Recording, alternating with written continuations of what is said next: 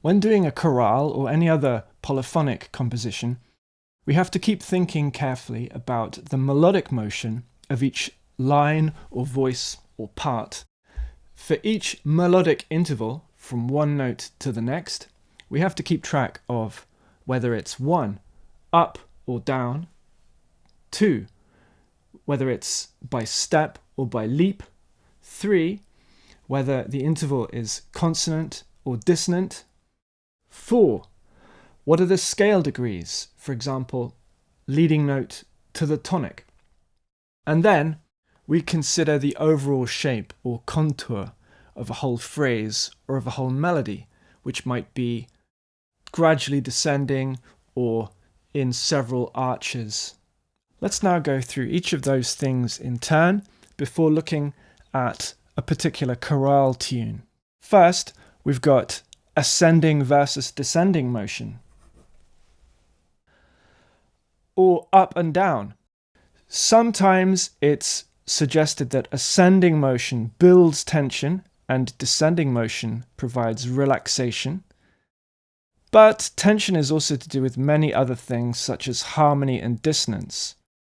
Next, conjunct and disjunct motion, also known as motion by step, motion by leap, leaping over one or more scale degrees. Here the key thing is that steps are perceptually very smooth and easy to follow. Leaps inject some interest, but they have to be treated carefully, otherwise you can end up with a random sounding result. But there are two useful rules of thumb, which are, first of all, use plenty of steps. More steps than leaps. Use leaps only when necessary or when there's a particularly effective reason for using them. Second, leaps generally create the expectation that the notes you missed out will be heard either immediately afterwards or not long afterwards. So very often, after a leap, especially a leap bigger than a third, the notes you just missed out, or some of them, will be played straight away. And this is also called compensating a leap. It's the same for a broken chord figure. You often get the notes that were missed out. Sometimes you will find a phrase with a high proportion of leaps, which aren't filled in by step. Like this, for example. Things like this can normally be explained as examples of compound melody, also known as polyphonic melody. Melodic lines like this sound coherent because they channel hop, so to speak, between two or more implied lines, each of which is mainly conjunct. E to D, and then C to B, and back up to C. Next, consonant versus dissonant melodic intervals. You have to be aware of which is which, and mainly use consonant intervals. The consonant melodic intervals are all perfect intervals, so perfect fourth, perfect fifth, perfect octave. Best not to use intervals bigger than an octave in your chorale. And minor and major seconds, in other words, diatonic steps of a semitone and tone, major and minor thirds, major and minor sixths. And the dissonant melodic intervals are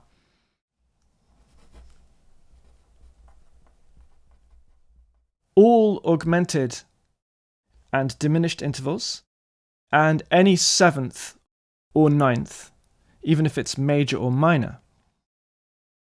So this includes the augmented unison or the chromatic semitone from C to C sharp, for example. The augmented second, any other augmented interval, or the diminished fifth or any other diminished interval, and here's a minor seventh.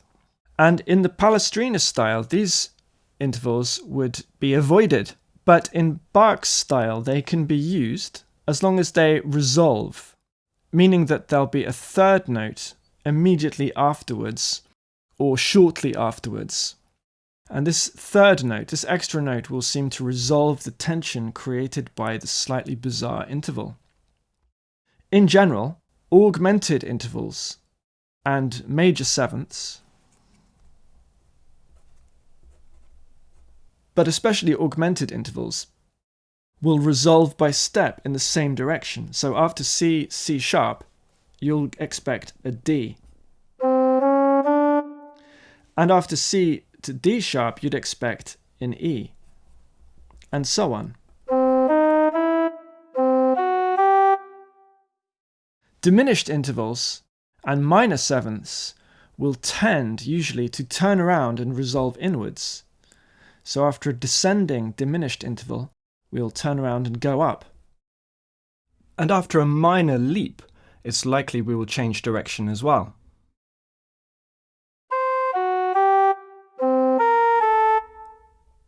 The major seventh is likely to resolve in the same direction.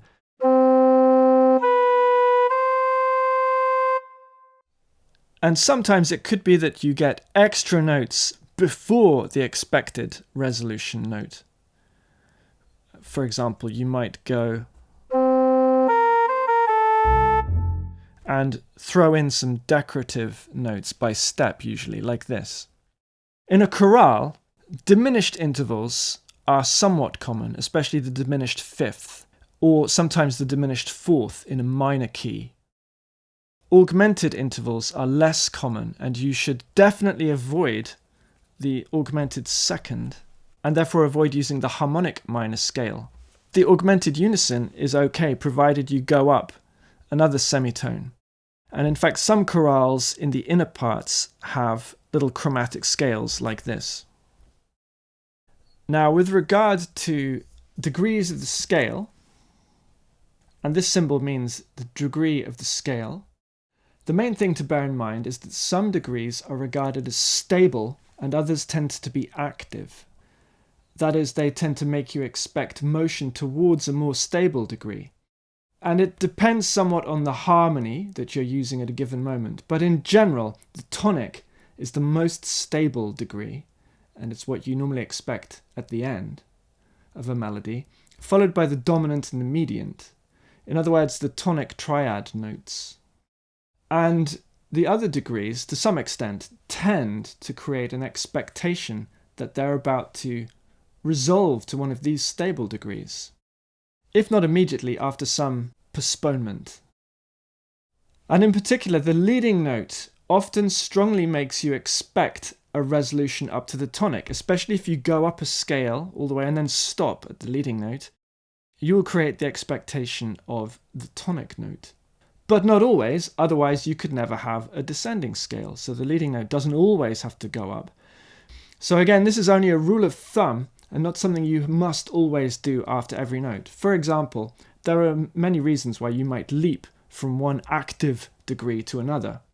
Let's say that you used chord 2, then you might leap from this note to this note and or this note.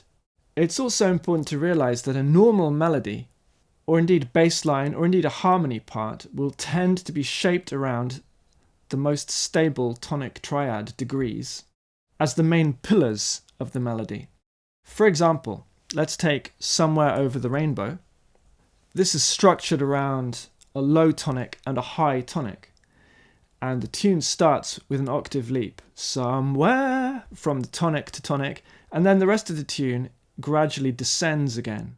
Somewhere over down 6 5, halfway point, 4 3 blah blah blah and 2 blah blah 1. Happy Birthday to You, on the other hand, starts on the low dominant and spans from the low dominant to the high dominant, and it starts down here, da da da da da da da da da da, dominant tonic, and then there's a leap up to the dominant, 3 1, and then down some more, and then there's a descent from 5 through 4 3 2 1. If the music is in a minor key, such as C minor, then sometimes degrees 6 and 7 are raised, as in the melodic minor scale. And notice that there's still two of the active notes, active scale degrees. And we'll come back to this because it's to do with harmony. But generally, the 7th degree of the scale is raised in the minor key whenever it's resolving up to the tonic, as in a cadence. And the 6th degree is raised when it goes up to a 7th degree that's raised, in order to avoid having an augmented second from A flat to B natural. At this point, maybe you can think of some other familiar tunes and think about what the most important scale degrees are, including the last note. And more often than not, they'll be 1, 3, and 5. Let's now apply these concepts to a chorale tune. And the chorale tune I'm going to use is Du Friedensfürst, Herr Jesu Christ,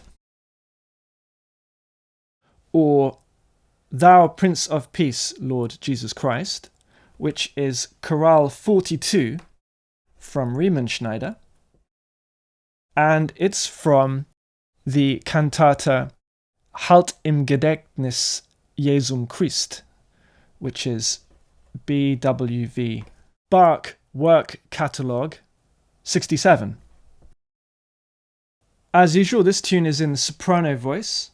It's in A major, and it's in what's called bar form, AAB, with an A section, which is repeated, and then a B section, which really starts here.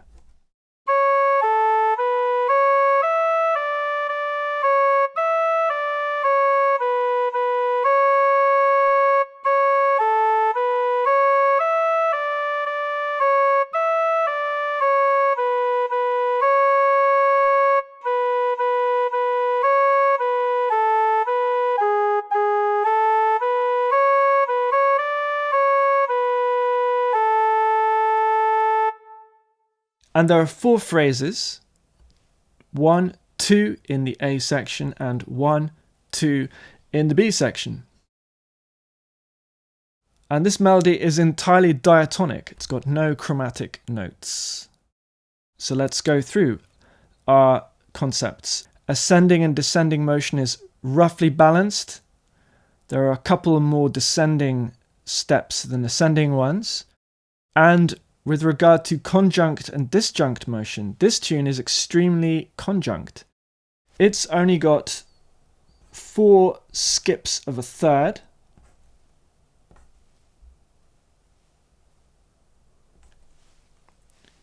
One, 2, 3, 4. And everything else is conjunct. Everything else is a step. There are no melodic dissonances. It's just major and minor steps and major and minor thirds. And after each skip of a third, there's a change of direction and you fill in the gap. C sharp A, then here's the B. C sharp E, here's the D. C sharp E again, here's the D. B down to G sharp, and here's the A. And in fact, it's a very restrained melody in various ways. It only uses 6 notes from G sharp, which only appears in the B section, up to the dominant E, which only appears in the A section. And regarding the overall contour, it doesn't have such an obvious distinct contour as Somewhere Over the Rainbow, but there's a subtle gradual descent from the mediant note C sharp to the tonic, because the A section is quite strongly oriented around C sharp, which occurs 5 times. And you skip down and then back to C sharp, skip up, back to C sharp, skip up, back to C sharp, down a step, back up to C sharp. So that's the mediant note, the mediant degree. Then, in the third phrase, there's an emphasis especially on the supertonic note, B, which also appears 5 times. And also somewhat of an emphasis on the leading note, which only appears once, but it's the last note of the phrase. And the last note is normally emphasized by being the last note. So this phrase provides a bit of tension by emphasizing the active degrees, the supertonic and the leading note, more than the tonic or the mediant. And then the last phrase describes an arch from the tonic up to the subdominant note and then back again to the tonic. And the subdominant is a bit like a neighbor to C sharp. And there are still 3 C sharps and only 1 D. But it's an arch from A to C sharp, neighbor note, back down to A. So the overall trajectory is downwards gradually. C sharp, lots of B, and then A. But otherwise it's notable that the tonic note, A, doesn't appear very often, only once on this first downbeat, and then it doesn't come back until this bar, and then once here and once here. So that's 4 times in total, and this creates a little bit of suspense as well. Before we move on, it's worth pointing out that even though it doesn't have a distinctive rhythm, this tune has some motives. What is a motive? A motive can be any melodic or rhythmic figure that recognizably happens more than once. But motives don't have to be groundbreaking or brilliant. In fact, normally it's the way they're combined that is interesting. And in this tune, I would say that there are several motives. We've got a descending skip of a third from weak beat to strong here, and also here. We've got an ascending third skip from strong to weak beats here, and also here. We've got 3 conjunct notes in a row, starting on a strong beat. Here, here, here, and here, and here. And we've even got a quick version of that figure with quavers. So this is called rhythmic diminution. And then we've got a motive consisting of repeated notes starting on a strong beat, here, and in here, here, and here, between the phrases. And then this minim is a bit like having 2 crotchets on the same note. Finally, notice that the last note of all, the tonic note, is given an extra emphasis by not only being the last note, but by being on the strong beat, which is called a metric accent. And it also has what we call an agogic accent. Agogic accent means that it's emphasized by being longer than the previous notes or the notes around it. Now I want to look at the bass line of the same chorale, after which we can come back and look at the counterpoint between the tune and the bass line, which is the most important counterpoint. But it's important to get into the habit of considering bass lines as melodic in their own right, and not just a series of notes that you get by deducing the right chords. So I would say that just as pets are not just for Christmas, so melodic motion is not just for the tune in the soprano part. In fact, that's really the essential point of counterpoint.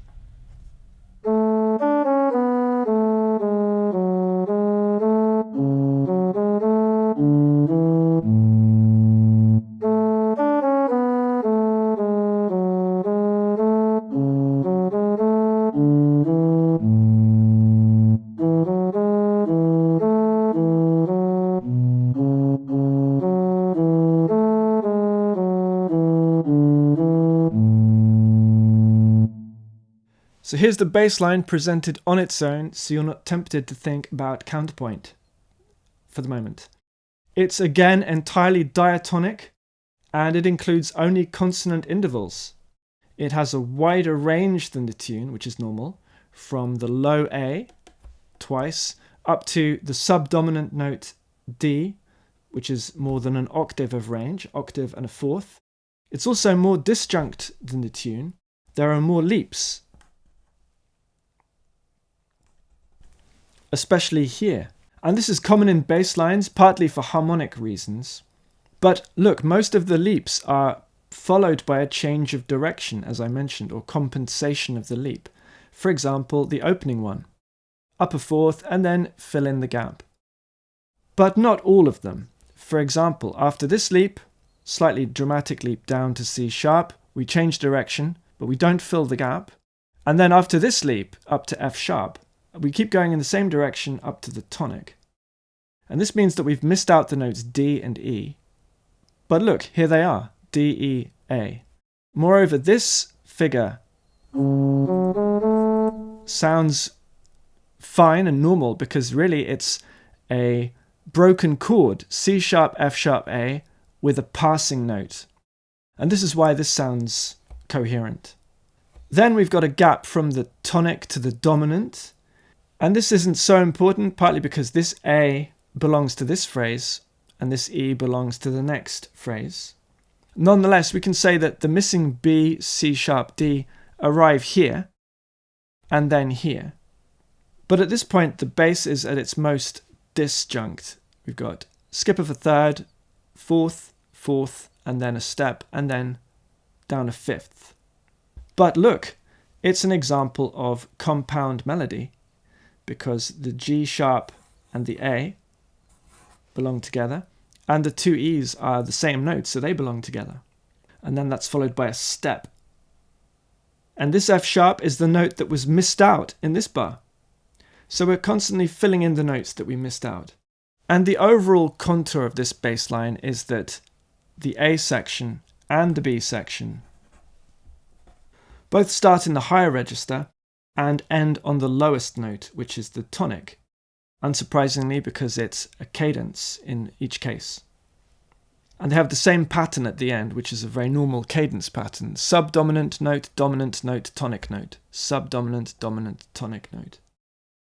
But now we've looked at a chorale theme in itself as a melody line, and a bass line as a different kind of melody line. So we can now move on to the counterpoint between these two lines.